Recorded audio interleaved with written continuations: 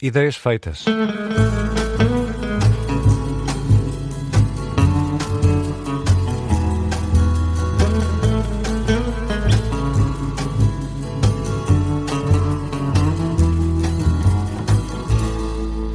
Ideias feitas na Rádio Observador com Alberto Gonçalves. Olá, Alberto, bem-vindo. Olá, Ricardo, obrigado. E hoje queres refletir sobre um ataque de António José Seguro a Israel? Queria sim, senhor, mas antes queria começar pela doutora Catarina Martins, antes de ir à Presidência da República, vou ao Parlamento Europeu, salvo seja, e parece que anda aí mais uma flotilha que finge dirigir-se para Gaza, ou andou, e a doutora Catarina Martins está muito aflita com a ingerência de Israel, e ela escreveu no X, no antigo Twitter, passo a citar: Israel voltou a raptar pessoas em águas internacionais, 2 médicos portugueses foram sequestrados, o que é preciso Israel fazer para Paulo Rangel e o governo pararem a cumplicidade com este Estado genocida. Fim de citação, e é interessante ver como a doutora Catarina Martins consegue enganar-se, eu não vou dizer mentir, enganar-se tantas vezes ao longo de um texto tão pequenino. Em primeiro lugar, Israel como se sabe, mantém um bloqueio naval a Gaza desde que Israel cedeu Gaza e em troca Gaza foi ocupada por Hamas, que passou a atacar Israel regularmente, portanto desde 2007, 2008, 2009 por aí, e esse bloqueio naval serve para impedir o armamento do Hamas. É uma medida de segurança legítima em contexto de conflito armado, e um dos países envolvidos nesse conflito, é assim a lei internacional, pode interceptar navios que pretendam furar o bloqueio, mesmo que em águas internacionais. Em segundo lugar, Israel não sequestrou ninguém. Os senhores e as senhoras das flotilhas tentam violar intencionalmente um bloqueio legítimo em contexto de conflito armado, por isso são detidos, são interrogados e rapidamente deportados por Israel. Não adianta eles fingirem que são torturados e tal. Israel trata-os decentemente, se calhar com uma decência que nem todos mereciam, mas pronto. E em terceiro lugar, é evidente que Israel não pratica nenhum genocídio em Gaza. Há atos de guerra, num território controlado por um grupo terrorista, e por acaso um grupo terrorista cujo objetivo declarado esse sim, é que é o genocídio dos israelitas, ou pelo menos o fim do Estado de Israel.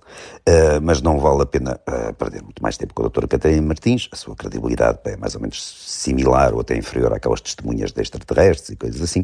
Não vale a pena ir por aí. Se calhar vale a pena perder algum tempo com o Dr.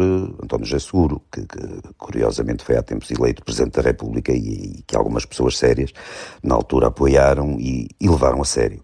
Hoje, durante um discurso na Assembleia da República, a pretexto de um prémio humanitário do Conselho Europeu, o Dr. Seguro fez referência aos jornalistas mortos por Israel nos últimos anos. E, entre parênteses, convém notar que a vastíssima maioria desses jornalistas que morreram na sequência de ações militares israelitas estavam ligados ao Hamas e ao Hezbollah, menos ao Hezbollah do que ao Hamas, mas e a outras agremiações similares. O mais relevante aqui é que, para falar de violações de direitos humanos, que foi esse o tema do discurso do Dr. António José Seguro, a ele só ocorreu falar de Israel. Ele não mencionou mais nenhum país das largas dezenas em que há violações sistemáticas e acho eu, um bocadinho mais graves do que aquelas cometidas eventualmente por Israel, dos direitos humanos. Zero. Nem nada de China, Irão, Coreia do Norte, Uganda, Nigéria, Cuba, Afeganistão, Sudão, Iémen, Turquia, por aí fora. O Dr. Seguro nem sequer mencionou o território de Gaza, em que o regime do Hamas não precisa de ajuda nenhuma de Israel para espezinhar, com particular brutalidade, os direitos humanos de mulheres, de crianças, de homossexuais, de quem calha. Não, senhor, o Dr. Seguro mencionou apenas Israel. Para ele, como por uma certa ortodoxia que anda por aí, em voga, Israel é o responsável por todos os males do mundo. Não há mais ninguém a praticar nenhuma espécie de violência, nenhuma violação dos direitos humanos, apenas Israel. E talvez estas declarações do Sr. Presidente da República espante uns tantos, a mim não me espanta. O Dr. Seguro foi uma criação política do engenheiro Guterres, de cuja sombra nunca se emancipou, pelo menos que eu desse por ela, e não havia razões para, pelo menos eu, esperar, e imagino que outras pessoas, esperar que se emancipasse agora. Ele será sempre uma espécie de sub-Guterres, e o pormenor de umas circunstâncias muito peculiares e fortuitas o terem levado recentemente até Belém, não o engrandeceu, não mudou nada nele. Ele continua a repetir os disparates do mentor, e são disparates que o próprio mentor aprende junto dos que mandam dele, seja lá quem for. Enquanto Presidente, o Dr. Seguro, é verdade que podia, sei lá, por milagre, podia acontecer um fenómeno qualquer, e podia surpreender, podia mostrar-se alguém que ele não é. Não se mostrou, não surpreendeu, não houve nenhuma novidade.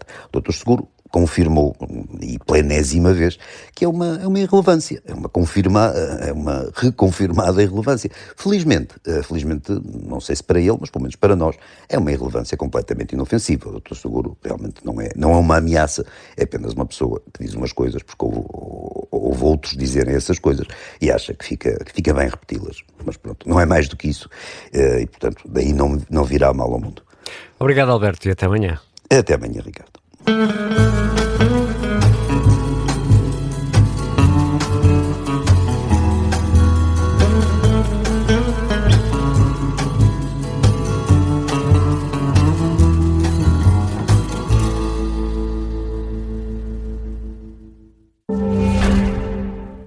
Penalti! Não é nada penalti, não vai ao VAR isto. Avançado. Na Rádio Observador, as dúvidas não ficam no ar. Sempre que há jogo, o Pedro Henriques está cá, sem falta. Tenho que dar a nota negativa em função deste lance. Depois de cada relato, na Rádio Observador.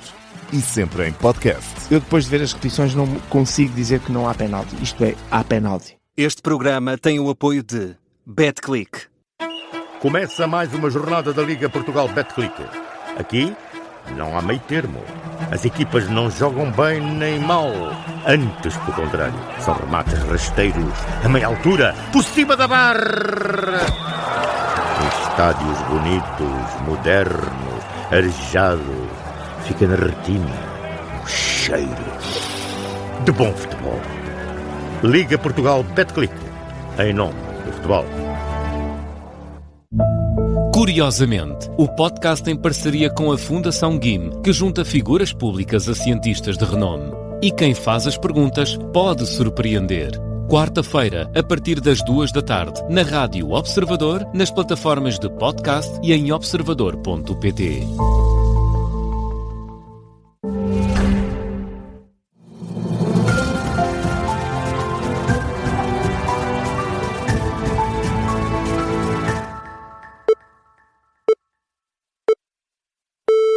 Rádio Observador, são 6h57 em Portugal continental e na Madeira, menos uma hora.